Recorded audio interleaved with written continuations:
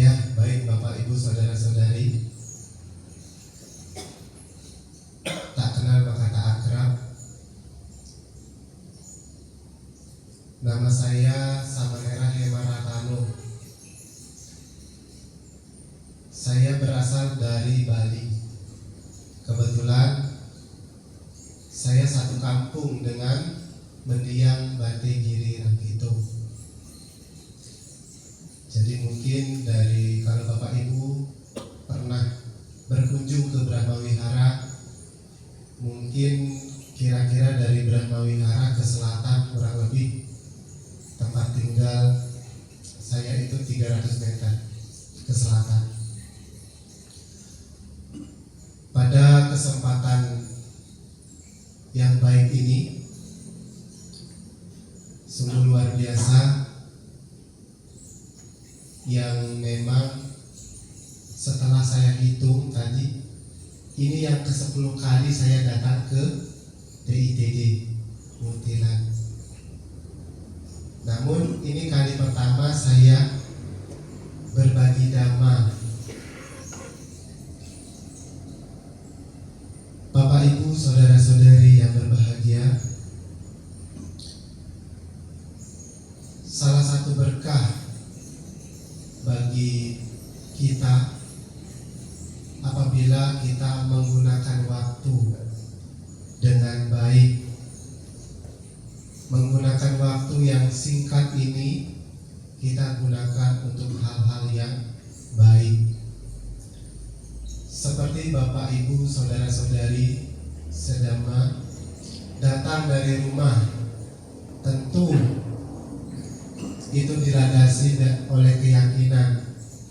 Tanpa keyakinan, Bapak Ibu, saya yakin tidak sampai di tempat ini. Apalagi Bapak Ibu yang masih bekerja, otomatis jam segini itu masih rada-rada capek. Jadi di dalam dhamma itu, di dalam Manggala Sutta, mendengarkan dhamma pada waktu yang sesuai adalah berkah utama. Itu kalau punya keyakinan seperti Bapak Ibu ini memiliki keyakinan, tentu berpikir atau memahami bahwasanya mendengarkan dhamma adalah berkah utama. Tetapi kalau tidak memiliki keyakinan, pulang kerja capek, berkahnya berbeda. Tarik selimut adalah berkah utama, bukan mendengarkan dhamma, tetapi tidur leha-leha adalah berkah utama. Baik Bapak Ibu Saudara-saudari, itu bagian dari pembukaan. Dan pada kesempatan malam hari ini saya ingin berbagi dhamma, atau dhamma kelas ini akan membahas berkaitan tentang jara sutta. Tentu Bapak Ibu Saudara-saudari tidak asing lagi dengan kata jara. Pernah tak mendengar jara damamhi, jarang anak itu, aku wajar mengalami usia tua, aku takkan mampu menghindari usia tua. Jara ini artinya usia tua. Jara sutta ini tertuang dalam Samyutta Nikaya. Dalam Samyutta Nikaya ini dinyatakan oleh Guru Agung Sang Buddha adalah sesosok dewata yang bertanya kepada Sang Buddha. Ada 4 pertanyaan yang ditanyakan oleh seorang dewata kepada Sang Buddha. 4 pertanyaan ini sangat-sangat menarik. Yang pertama, apakah yang baik dimiliki hingga usia tua? Kira-kira Bapak Ibu kalau ada yang tanya, Pak, Bu, apa ya yang baik dimiliki hingga usia tua? Mungkin ada beberapa orang yang akan menjawab, oh materi atau kesehatan, dua-duanya ya benar. Tanpa materi ya tidak bisa makan, tanpa kesehatan ya tidak bisa kerja. Ini benar semua. Tetapi Sang Buddha menyampaikan bahwasanya bukan kedua itu. Tetapi beliau menyampaikan bahwasanya sila, moralitas adalah baik dimiliki hingga usia tua. Mengapa dikatakan moralitas ini baik dimiliki hingga usia tua? Karena ketika seseorang melatih kemoralan dengan baik, menjalankan moralitas dengan baik, manfaat terdekatnya adalah bebas dari penyesalan. Karena tidak dipungkiri, memang ketika seseorang menyesal, itulah yang membuat seseorang menjadi menderita. Ketika seseorang bebas dari penyesalan, tentu dia akan memiliki batin yang tenang. Batinnya itu tidak mudah gusar. Maka Guru Agung Sang Buddha menyampaikan bahwasanya moralitas, sila adalah baik dimiliki hingga usia tua. Dalam sutta lain, dalam Mahaparinibbana Sutta, Guru Agung Sang Buddha juga menyampaikan ada 5 manfaat ketika seseorang menjalankan moralitas atau sila dengan baik. Yang pertama, ketika seseorang melatih moralitas dengan baik, dia akan memperoleh kekayaan. Apa hubungannya moralitas dengan kekayaan? Ketika seseorang memiliki moralitas dengan baik, tentu Bapak Ibu yang punya usaha kira-kira bagaimana? Mencari karyawan yang senang ngapusi, senang nipu, senang korupsi, atau yang jujur? Tentu Bapak Ibu akan memilih orang yang jujur. Bahkan ketika Bapak Ibu memiliki karyawan yang sangat jujur, tentu Bapak Ibu akan tidak takut untuk memberi bonus per bulannya. Selain gaji, akan memberikan bonus. Nah, ketika orang tersebut diberikan gaji per bulan, diberikan bonus, penghasilannya itu tentu akan digunakan dengan hati-hati karena memiliki pengendalian diri. Dia akan tahu ketika mendapat pemasukan, dia akan tahu, dia akan menggunakan hasilnya tersebut dengan sangat-sangat hati-hati. Dia akan berpikir bahwasanya ini kebutuhan atau keinginan, ini keinginan atau kebutuhan. Yang pada umumnya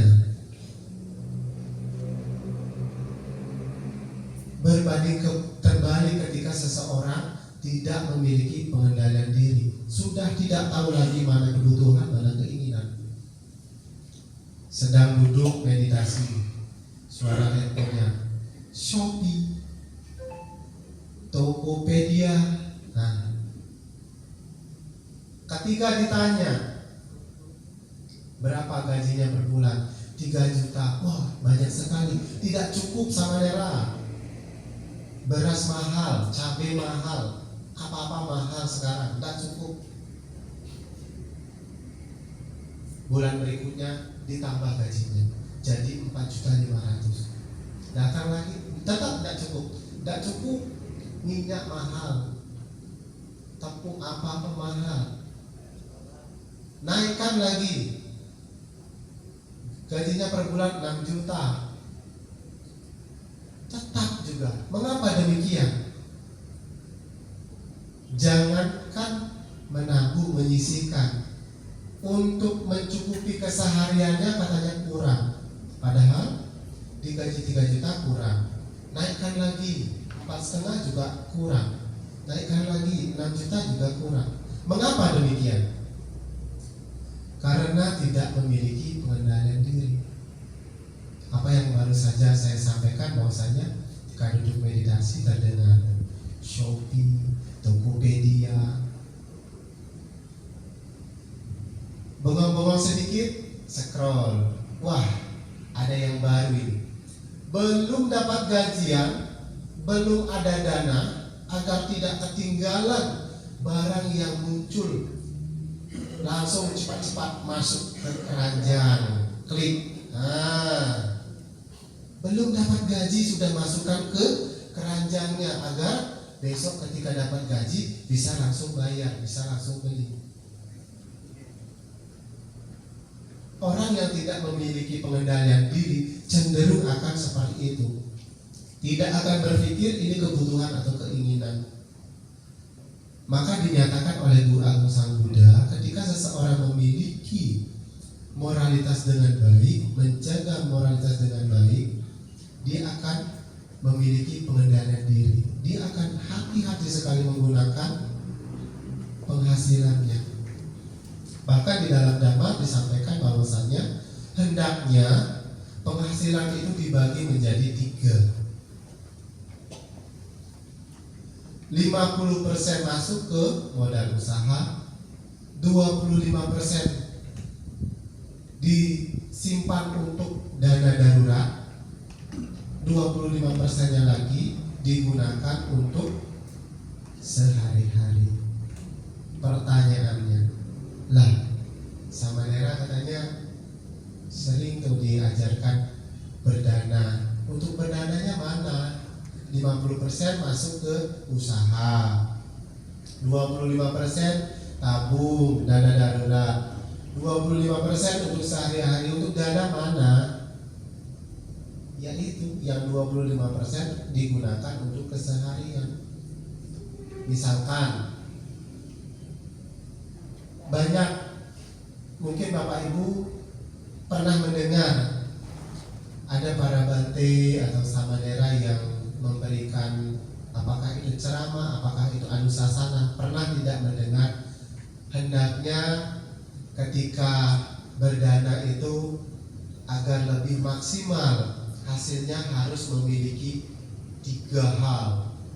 Bahagia sebelum menyerahkan, bahagia saat menyerahkan, bahagia setelah menyerahkan. Saya kasih contoh agar bisa mudah dipahami. Misalkan yang paling sulit dipertahankan ketika setelah menyerahkan. Misalkan penghasilannya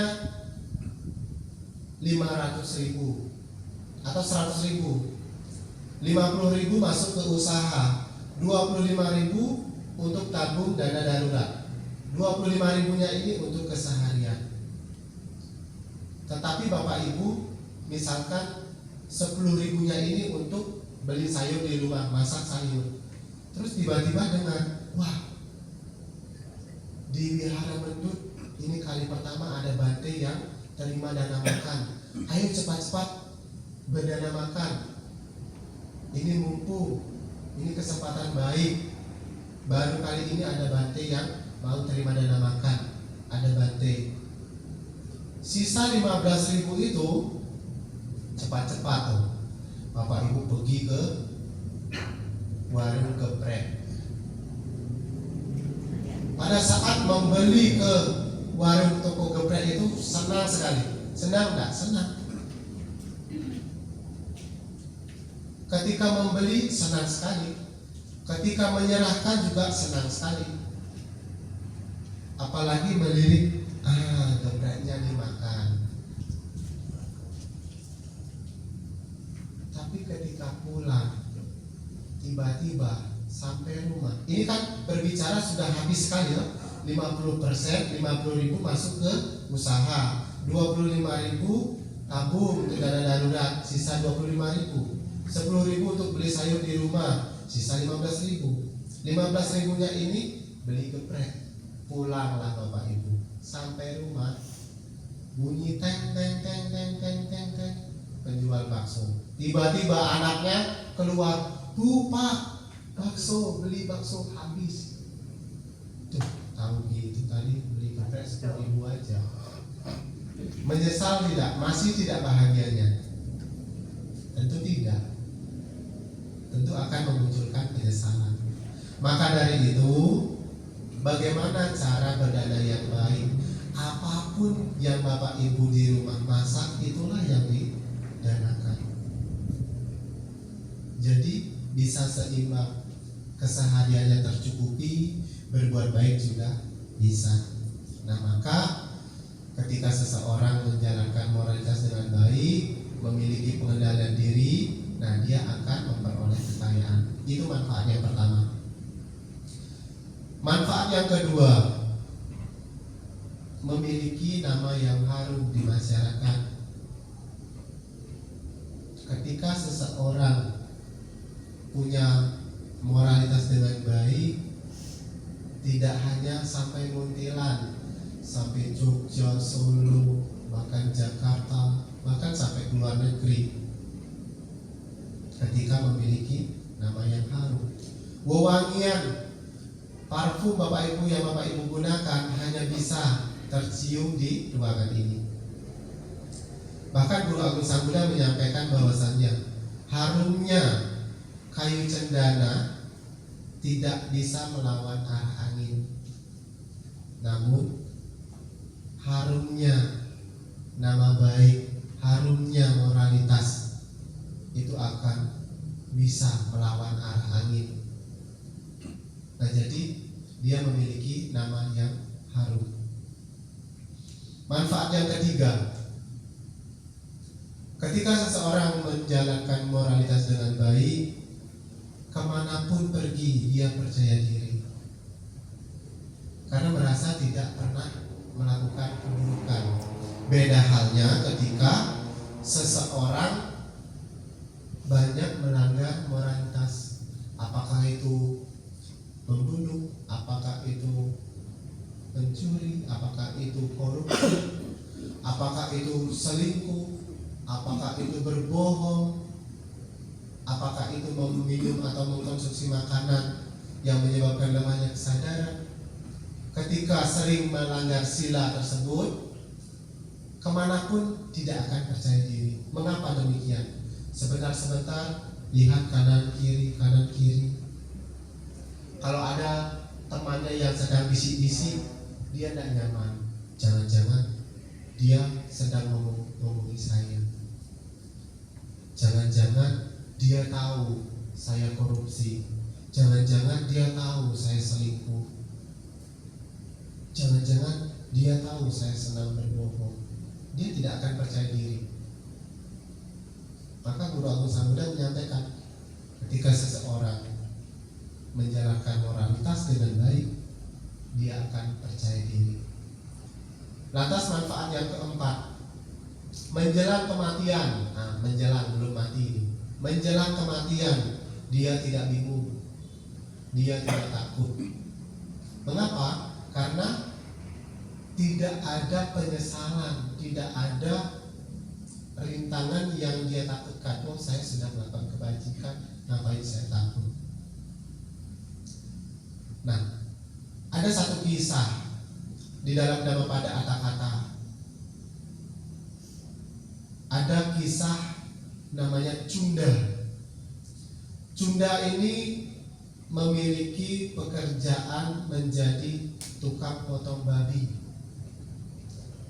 Maka dikenal dengan Cunda penjagal babi. Selama 50 tahun lebih, Cunda ini mengerjakan pekerjaannya itu. Bahkan diceritakan, dikisahkan sangat-sangat kejam. Babinya diikat, mulutnya dibuka, dengan menggunakan air yang mendidih langsung menumpahkan ke dalam mulutnya. Itu dengan tujuan agar isi dalam perutnya itu menjadi bersih, kotoran-kotorannya itu menjadi keluar, jadi bersih.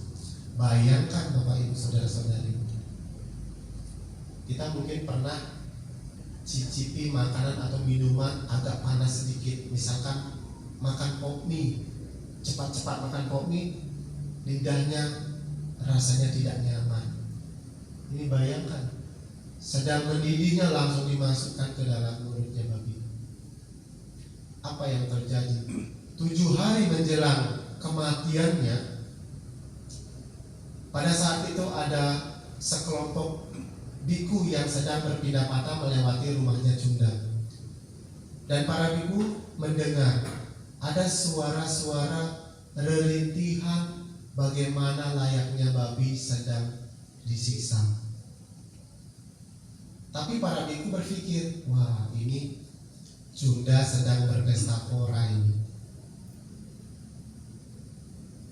Di hari ke-6, para biku juga mendengar hal yang sama. Lantas di sebuah aula para biku menceritakan kepada biku yang lain bahwasanya wah ini Cunda ini tidak pernah sama sekali melakukan kebajikan. Saat ini Cunda sedang berpesta pora. Karena para biku ini mendengar suara-suara relintihan. Lantas sang Buddha keluar dari tempat istirahatnya dan bertanya, wahai para biku, apa yang sedang kalian bicarakan? Para biku lantas menjawab, Bante, saya sedang membahas Cunda si penjaga babi.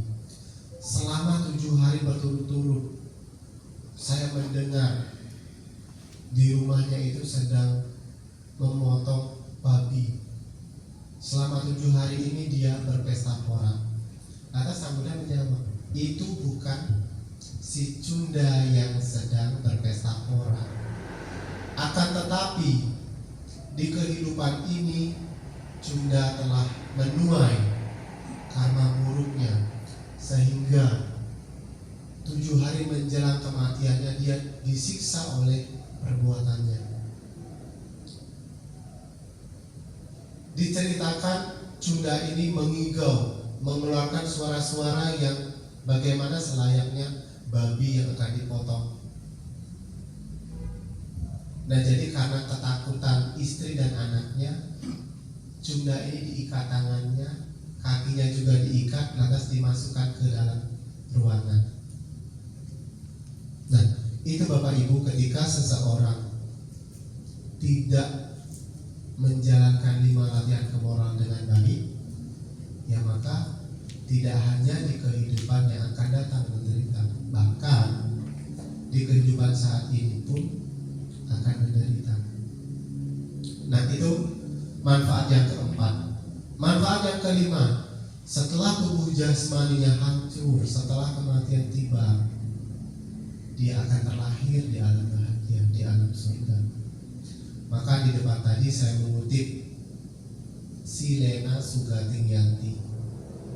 Ketika seseorang menjalankan 5 latihan kemoralan dengan baik,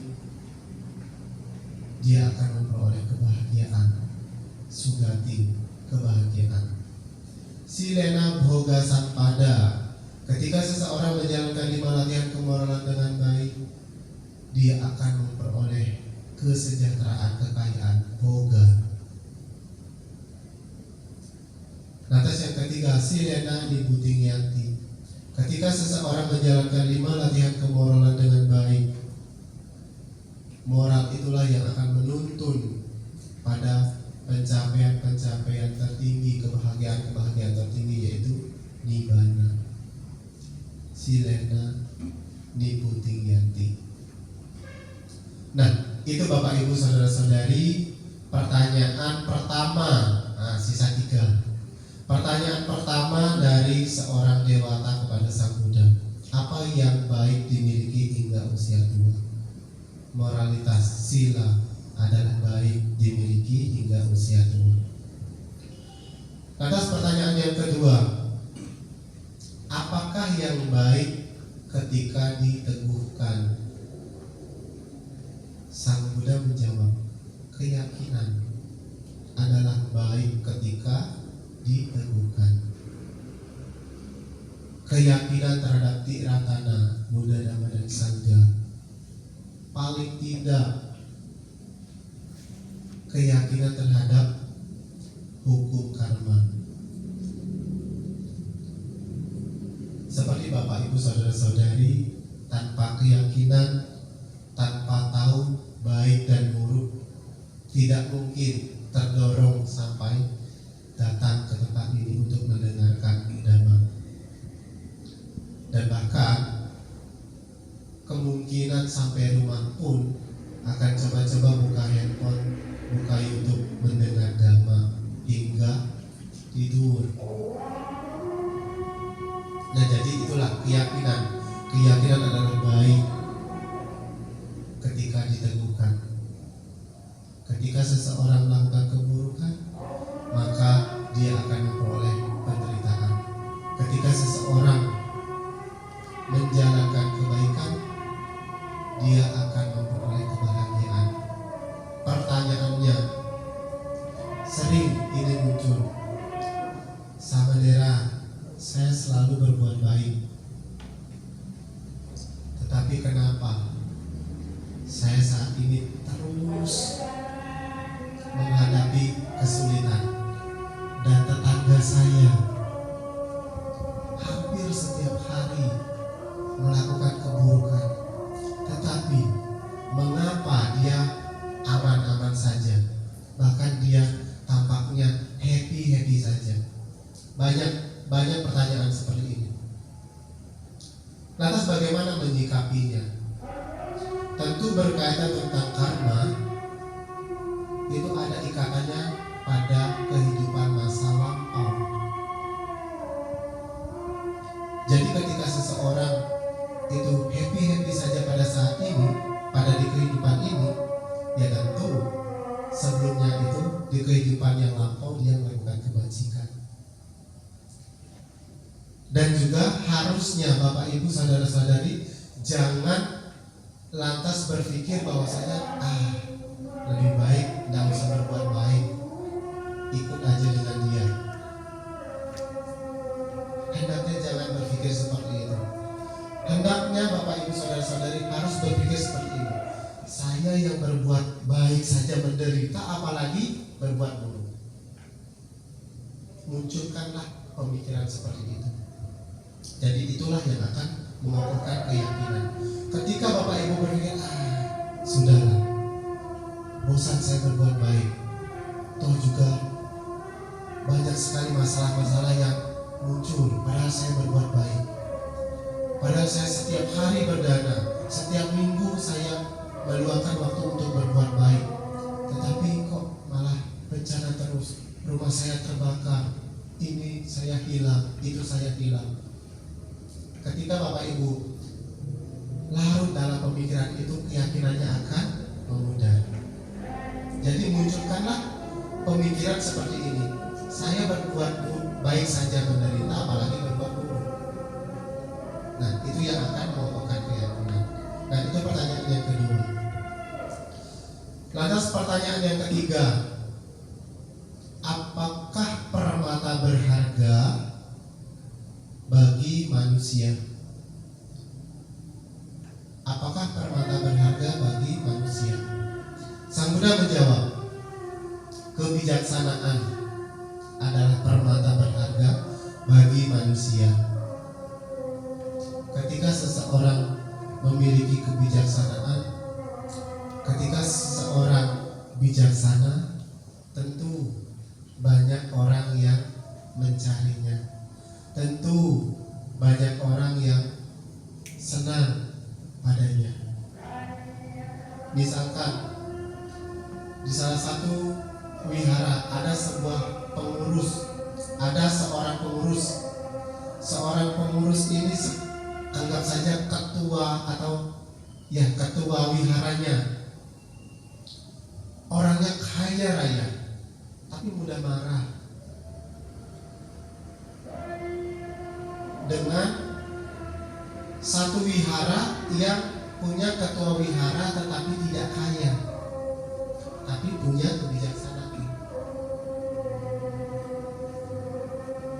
cenderung orang-orang akan mencari orang yang ketua wihara yang bijaksana ini. Misalkan contoh, ada umat yang ingin berbuat baik, membersihkan suatu ruangan, suatu altar misalkan. Nah, tanpa sengaja nyenggol pot yang umurnya sangat-sangat tua. Kendati pun itu dijual belikan, itu sangat-sangat mahal. Ketika diketahui oleh pengurus wiharanya, ketua wiharanya mengetahui, karena tidak bijaksana mudah marah, kadang langsung mengklaim, "Blenger kamu ini, dah hati-hati." Nah, dengan ucapan-ucapan kasar, mudah marah.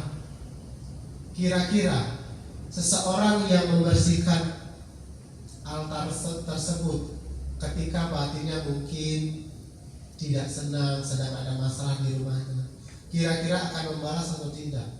Pasti akan membalas. Apa yang terjadi? Saling pukul-memukul. Nah, di satu wihara yang tadi yang ketua wiharanya bijaksana, mendapat persoalan seperti itu, vas bunganya disenggol pecah. Kalau memiliki kebijaksanaan, tentu cenderung akan melihat kebaikannya. Oh, mungkin dia tidak sengaja, lantas mencarinya dengan penuh kehati-hatian, menyampaikan, "Lain kali hati-hati ya, ini sangat mahal dan juga umurnya tua sekali. Lain kali hati-hati." Nah, orang yang menjatuhkan itu, dia akan merasa malu, merasa sungkan, merasa dia, "Oh ya, besok-besok saya harus hati-hati." Nah, dari berita tersebut ini akan menyebar luas. Oh, ketua wihara ini sangat bijaksana. Oh, ketua wihara ini mudah marah. Kira-kira mana yang akan dicari? Tentu yang dicari ini akan kebijaksanaan ini. Nah, itu Bapak Ibu saudara-saudari, permata berharga bagi manusia, kebijaksanaan. Bagaimana caranya memiliki kebijaksanaan? Tentu dengan cara bermeditasi. Bermeditasi ini sangat-sangat membantu untuk melatih kesabaran. Dan juga bagaimana caranya agar tidak mudah marah, agar tidak mudah benci. Janganlah selalu melihat kekurangan orang lain, lihatlah kebaikannya. Nah, itu kebijaksanaan adalah permata berharga bagi manusia. Pertanyaan yang keempat, pertanyaan yang terakhir, ini sangat menarik. Dan pada pertanyaan ini sebagai penutup juga saya akan menceritakan kisah nyata, real story. Jadi pertanyaan yang keempat ini, apakah yang sulit dicuri oleh pencuri? Apakah yang sulit dicuri oleh pencuri? Sang Buddha menjawab, jasa atau kebajikan adalah sulit dicuri oleh pencuri. Bapak Ibu saudara-saudari sedama yang berbahagia, berkaitan tentang kebajikan, jasa, tidak hanya sekedar berdana, seperti Bapak Ibu mendengarkan dhamma adalah kebajikan, melakukan puja juga kebajikan, bersih-bersih di wihara, bersih-bersih di tempat umum, itu juga kebajikan. Memberi nasihat yang baik juga kebajikan. Nah, sebagai penutup, saya akan menceritakan kisah nyata, real story yang pernah saya temui. Saya pernah mengisi di satu wihara. Nah, sesampainya saya di wihara tersebut, Wiharanya ya kecil tapi layak lah. Sesampainya saya di wihara tersebut, yang pertama saya cari itu toilet. Saya masuk ke toilet, ada 2 toilet. Nah, satu toiletnya pintunya tertutup, terdengar suara yang sedang bersih-bersih gitu. Nanti saya masuk ke toilet, setelah itu keluar. Kebetulan bapak itu juga membuka pintunya, dan dia menyapa Samanera, oh iya pak, sedang apa? Ini bersih-bersih. Tapi karena badannya menghadap ke arah dalam, saya tidak terlalu perhatikan. Nah, saya keluar langsung. Di luar toilet itu ada umat yang bertanya. Nah, jadi saya berdiri di sana sambil saya berpikir, ini kok ada kursi roda, siapa yang pakai? Tidak lama kemudian, bapak yang habis bersih-bersih di toilet ini keluar. Ternyata mohon maaf, kedua kakinya tidak ada. Kedua kakinya ini mungkin diamputasi. Nah, apa makna dari cerita ini? Bapak, Ibu, saudara-saudari, bayangkan seseorang yang tidak sempurna, badan jasmaninya tidak sempurna, tidak memiliki kaki, dia masih bisa melakukan kebajikan. Dia masih bisa melakukan kebajikan. Saya cukup terharu melihat, luar biasa bapak ini. Jadi pesan moral dari cerita ini, seseorang yang fisiknya kurang saja bisa berbuat baik, kenapa saya yang fisiknya sempurna, masih sehat, tidak bisa melakukan kebajikan ini? Nah, itu cerita yang pertama. Cerita yang kedua, Bapak Ibu kenal dengan Bante Sukito? Pernah mendengar? Nanti cari di Google, Bante Sukito Mahatera. Beliau memiliki kebiasaan kemanapun pergi mesti bawa paket sembako itu, tapi tidak sengaja akan membagikan seperti bansos itu, tidak. Beliau hanya bawa saja ketika lewat, nanti di jalan ketemu ibu-ibu yang jual koran atau apa, nanti akan kasih. Pada satu ketika beliau perjalanan dari Surabaya menuju Blitar. Karena buru-buru, beliau memutuskan menyampaikan ke sopirnya, Mas, ada tidak jalan yang lebih cepat? Ada Bante, tapi jalannya agak sempit, tapi memotong waktu yang sangat panjang. Oh boleh, tidak apa-apa. Nah, akhirnya sopirnya tersebut memutuskan untuk mencari jalan tikus. Di suatu desa ada lampu merah, berhenti sebentar, terus ada bapak-bapak yang sedang mendorong sepeda ontel. Dorong sepeda ontel, di atas sepedanya itu ada tangga yang dari bambu. Nah, karena sudah hijau, otomatis sopirnya bantinya jalan, tidak bisa berhenti. Nah, lantas bantinya bertanya kepada sopirnya, Mas, kita masih punya stok sembako tidak? Masih punya stok paket tidak? Masih Bante. Coba berhenti sebentar. Baik Bante. Sambil Bantenya bertekad, semoga bapak itu lewat sini, karena itu simpang jalan. Tidak lama kemudian, akhirnya bapak tersebut benaran satu arah melintasi Bantenya. Bantenya turun, lantas memanggil bapak itu, Pak, sini sebentar Pak. Bapak tua itu menjawab, ya ada apa Pak Biksu? Mendengar kata biksu, kita bisa tahu bahwasanya ini bukan umat Buddha. Kalau umat Buddha tentu ya Bante gitu dah. Ya ada apa Pak Biksu? Sini sebentar Pak. Setelah dekat, sepedanya ditaruh, lantas sopirnya menyerahkan paket itu ke bapak itu. Saking senangnya, terima kasih Pak Biksu, terima kasih Pak Biksu. Dia melacir pergi, lari sambil bawa paket itu, sepedanya ditinggal. Walah, ini Bantenya, ini saya mau cepat-cepat, jadi kalau saya tinggalkan sepeda ini bisa saja diambil orang, atau bisa saja karena melintang begitu di jalan bisa saja dinaikkan Satpol PP. Lalu ini gimana ya? Sudahlah, tidak apa-apa saya telat. Akhirnya Bantenya nunggu dulu, nunggu sepeda itu.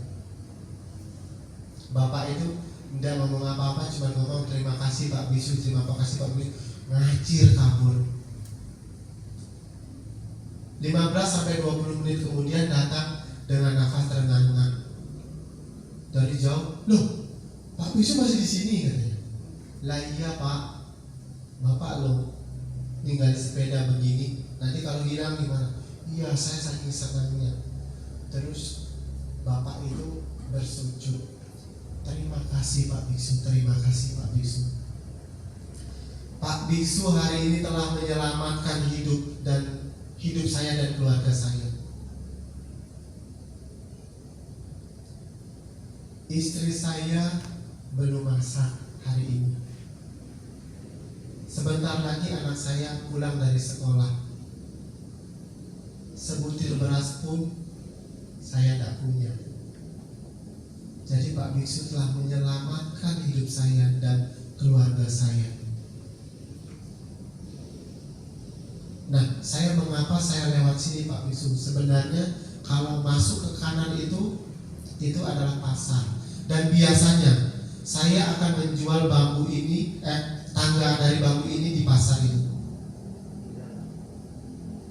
Tetapi karena sifatnya urgent, tidak mungkin saya menjual ke pasar karena tidak mesti langsung laku.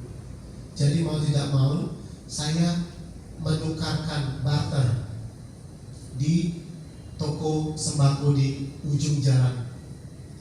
Ya meskipun kata bapak itu ketika tangga itu dijual bisa dapat 4-4,5 kilo beras kalau dijual. Tetapi kalau di barter begitu dapat cuma 1,5 kilo.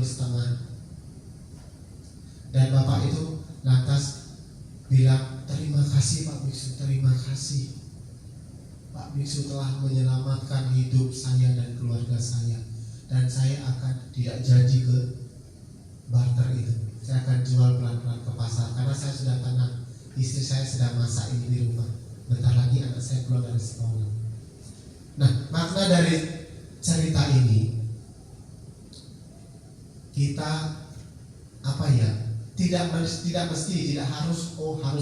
isinya beras 5 kilo, harus isinya Indomie. Ya memang pada saat itu Bantenya bercerita katanya berasnya 5 kilo, Indomie 5, telur 5 sama gula kopi. Nah, dari cerita ini tidak harus kita menyamai itu. Jadi poin yang bisa kita ambil di sini adalah memberilah kepada siapapun yang membutuhkan. Tidak hanya karena kita berbeda keyakinan kita tidak mau membantu. Berdana juga tidak hanya kepada para biku ataupun samanera. Berdana kepada siapapun yang membutuhkan. Tidak harus beras 5 kilo. Misalkan Bapak Ibu mau pergi kemana, cobalah bawa misalkan air botol minum, terus roti, misalkan 1 roti atau apa. Nanti Bapak Ibu lewat, mungkin melihat ibu-ibu yang sudah tua atau bapak-bapak yang cacat, tetapi dia masih punya semangat untuk bekerja, kadang menjual koran, Saya pernah beberapa kali lewat. Jadi memberi kepada siapapun yang membutuhkan. Nah, itu Bapak Ibu Saudara-saudari, empat pertanyaan Dewata kepada Sang Buddha. Kita review dari awal, apakah yang baik dimiliki hingga usia tua? Moralitas. Manfaat terdekatnya adalah bebas dari penyesalan. Dan manfaat lainnya adalah memperoleh kekayaan, memiliki nama yang harum di masyarakat, punya kepercayaan diri, menjelang kematian ini tidak bingung, tidak takut. Dan yang kelima, setelah tubuh jasmani hancur, terlahir di alam surga di alam bahagia. Lantas pertanyaan yang kedua, apakah yang baik ketika diteguhkan? Keyakinan adalah baik ketika diteguhkan. Keyakinan terhadap hukum karma. Dan pertanyaan yang ketiga, apakah permata berharga bagi manusia? Kebijaksanaan adalah permata berharga bagi manusia. Dan pertanyaan yang terakhir, apakah yang sulit dicuri oleh pencuri? Kebajikan, jasa. Nah, jadi 4 pertanyaan dan 4 jawaban inilah hendaknya kita bersama-sama melatih atau menjalankan keseharian dengan memegang moralitas, mengukuhkan keyakinan, menambah kebijaksanaan, dan juga gemar melakukan kebaikan. Itulah Bapak Ibu Saudara-saudari yang bisa saya sampaikan pada malam hari ini. Semoga bermanfaat. Semoga Bapak Ibu Saudara-saudari semakin maju di dalam dhamma. Dan semoga dengan kekuatan kebajikan yang senantiasa Bapak Ibu lakukan, inilah yang mengkondisikan Bapak Ibu Saudara-saudari memperoleh kebahagiaan, kedamaian, kesejahteraan, dan usia yang panjang. Dengan usia yang panjang, Bapak Ibu Saudara-saudari bisa lebih banyak lagi melakukan kebajikan-kebajikan yang lain. Saya akhiri sampai sata bhawatu sukhitata. Semoga semua makhluk hidup berbahagia.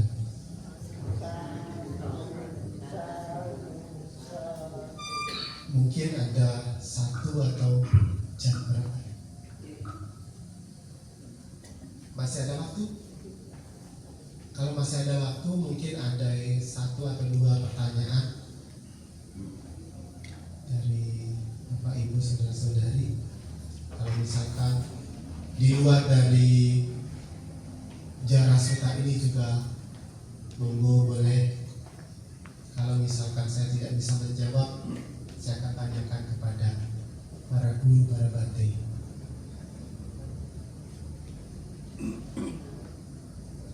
Ya.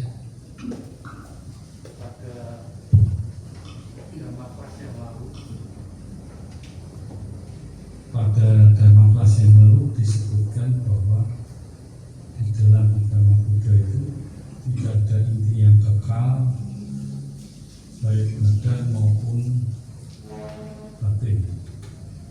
Tadi disebutkan oleh Bante bahwa bekal untuk moralitas adalah bekal untuk menjelang kematian, sehingga diharapkan masuk ke dalam alam bahagia. Nah, kalau kami mohon penjelasannya, karena seolah-olah ini agak berlawanan. Jadi kalau tidak ada inti yang kekal, tapi di satu sisi kita akan ada keberlanjutan. Terima kasih. Iya, pertanyaan yang sangat baik. Terima kasih atas pertanyaannya.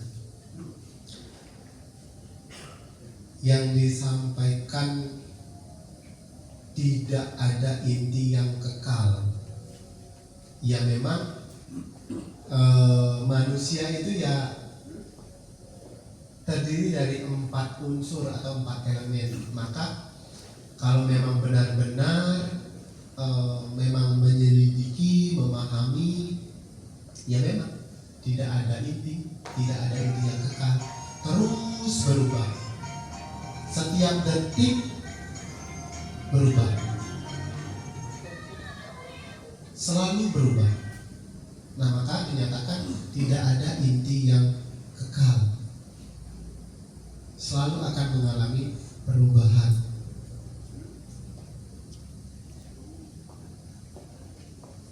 Jadi manusia ini ya dia perpaduan unsur, jadi terbentuklah ada nama, ada rupa, pancakanda, disebutlah sebagai kesepakatan itu manusia.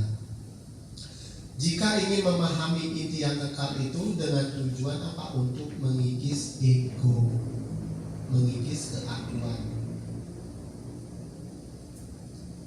Tetapi apa kok berlawanan dengan apa yang saya sampaikan barusan berkaitan tentang moralitas ini akan mengkondisikan seseorang terlahir dalam bahagia, begitu ya?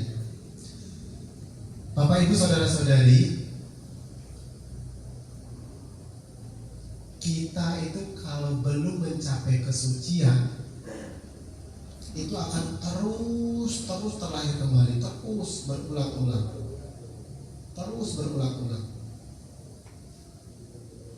Nah, jadi kalau bahkan dinyatakan seorang sotapana pun masih bisa terlahir selama 7 kali.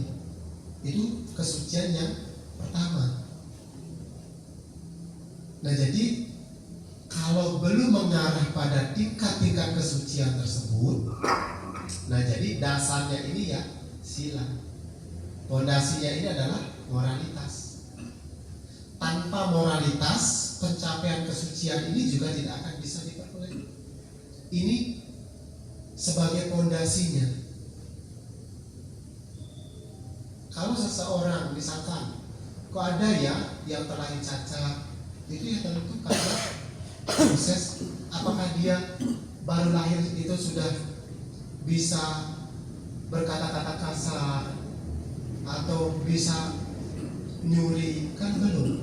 Dia malah berpikir saja belum tahu, tapi sudah cacat. Itu mengapa? Karena terkondisi oleh karma lampaunya. Mungkin senang melakukan keburukan, melanggar sila yang pertama, sering menyiksa binatang. Nah, jadi sila ini mendukung seseorang yang belum mengarah pada kesucian, otomatis akan terlahir kembali. Bagaimana caranya agar terlahir di alam yang baik, alam yang bahagia? Sila ini. Seperti itu. Semoga bisa dipahami.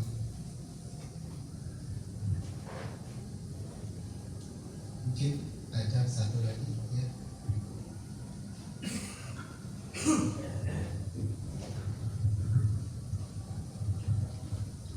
Oke, untuk Namo Buddhaya.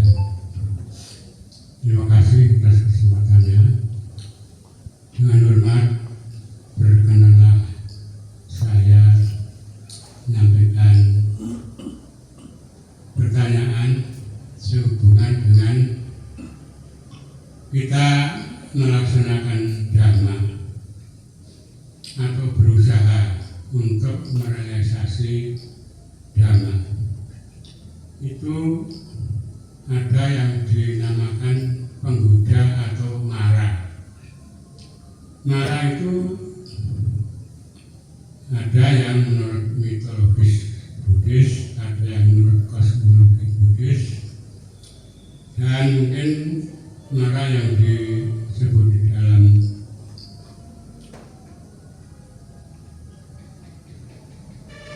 Jaya Manggala Gata itu mungkin di dalam alam samadhi atau alam waktu Sang Siddhartha bertapa. Kemudian yang perlu saya mohon penjelasan yaitu marah dalam realitas kehidupan sehari-hari itu mungkin bisa dicontohkan, misalnya apa, lalu apakah aku salah cetasika itu mungkin ada yang bisa dikatakan sebagai marah. Terima kasih. Ya, pertanyaan yang sangat baik berkaitan tentang aku salah cetasika itu, ya itu ada dalam Abhidhamma, di mana cetasika itu ada 52 yang memang ada kusala dan akusala. Jadi berkaitan tentang marah, ada memang marah ini berbeda-beda. Ada marah ini memang makhluk, dan juga ada marah yang memang menjadi menggoda di batin kita sendiri. Yang ditanyakan tadi marah penggoda dalam diri sendiri, begitu ya. Jadi marah di sini bisa dicontohkan seperti ini. Misalkan Bapak Ibu saudara-saudari punya muncul pemikiran, saya akan duduk bermeditasi. Saya akan yakin duduk selama 30 menit setiap alarm. Terus duduk, merasa agak lama, muncul pemikiran, jangan-jangan ini saya salah setiap alarmnya. Itu juga penggoda dalam batin. Kadang tiba-tiba rasanya gatel sekali, tapi ketika dilihat dia tidak ada apa-apa. Itu juga marah dalam batin diri sendiri. Dan lebih jelas lagi mungkin seperti ini. Ketika Bapak Ibu akan melakukan kebaikan, pertengahan jalan itu berpikir lagi, tidak usah lah. Pernah nggak seperti itu? Tidak usah lah. Tapi ini harus dibantu loh. Tidak usah. Seperti batin ini seperti dia perang gitu. Ada yang baik, ada yang buruk, ada yang baik. Itu juga bisa dinyatakan marah. Marah penggoda untuk memunculkan kilesa. Seperti itu. Jadi pemikiran-pemikiran buruk yang disampaikan aku salah cetasika itu yang bentuknya marah. Jadi pemikiran-pemikiran yang negatif menekan kebaikan ini, itu penggoda dalam batin diri sendiri. Ingin berbuat baik tapi ditekan. Maka Guru Agung Sang Buddha kan ketika duduk bermeditasi digoda sama anak-anaknya marah. Mengapa demikian? Karena marah ini dinyatakan tidak mau ada yang lebih tinggi dari marah. Maka ketika marah datang itu para dewa yang bawahnya marah itu lari, takut. Seperti itu. Jadi marah dalam batin, marah dalam kesehariannya tadi. Jadi pikiran-pikiran yang buruk muncul, itu marah. Gitu. Semoga bisa dipahami. Satu lagi, kalau mau ada, cukup?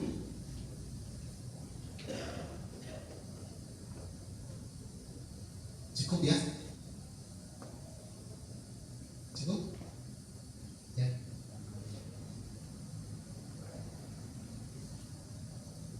Ya, baik Bapak Ibu saudara-saudari, mungkin cukup ya. Kita akhiri Dhamma kelas pada malam hari ini. dan ini juga bagian dari penutupan di tahun ini. Jadi semoga Bapak Ibu saudara-saudari bisa terus mempraktekkan Dhamma, terus memiliki semangat tanpa menyerah melakukan kebajikan,